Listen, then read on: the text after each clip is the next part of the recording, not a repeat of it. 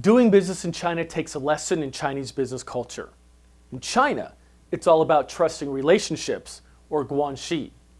The foundation of life in Asia is that you are bound by your value-laden relationships to do right. In a highly bureaucratic state like China, the use of personal contacts is the only way to get things done. People rely on a relationship's value to honor their transaction.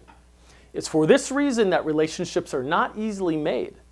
The wrong relationship could mean serious trouble and leave little room for escape. You know, Westerners are often known to be fast-paced, contract-driven, and unwilling to slow down. Sound like you? Doing business in China means you need to interact with them in a way that makes sense to them. That involves relationship building, networking, and not forcing negotiations immediately. It can be frustrating, I know, when it seems like it's going both fast and slow at the same time, but you need to give yourself and your potential deal time to play out in the Chinese way.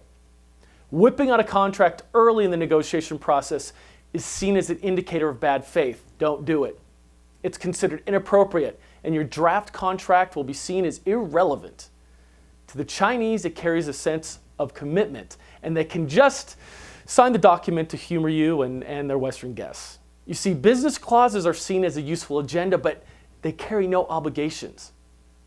It's the trusting relationships that are committal, not contracts. A contract can actually be seen as a step that shows both sides are getting closer to developing a relationship. So don't be surprised if after a signed contract, they ask you for more concessions. But remember, you can do the same. Now, when you're negotiating with the Chinese, remember that their views on life are different from ours. Westerners, we think in a linear way, choice A or choice B. Clear alternatives that are mutually exclusive, meaning you have to choose one or the other. Now, the Chinese think of life as a balance of opposites. Their approach is to pick and choose from both. It might seem evasive, illogical, or even devious to us, but it's not to them. Another big element to understanding Chinese business culture is to respect face. Having face means a high status in the eyes of your peers and is a mark of personal dignity. It can be lost, given, taken away, or even earned.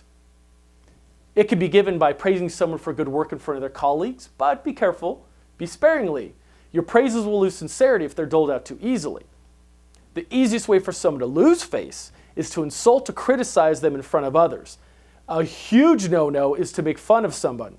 Westerners can do that in a good-natured way, it's okay, but it doesn't translate to Chinese culture. Another way to lose face is to not give someone the respect that is due. Treating a high-up person as a subordinate, instant deal killer. If you want to do business with the Chinese, then you have to understand that they're more of a group-oriented culture. You are organized. They're organized in a hierarchical way. The Chinese do not take individual responsibility nor give their opinion before their peers in case it could cause them to lose face with a valued ally. Now, if you want to learn more, please stay tuned in Business TV as we cover in-depth how to do business in China. I'm Jeff Castle.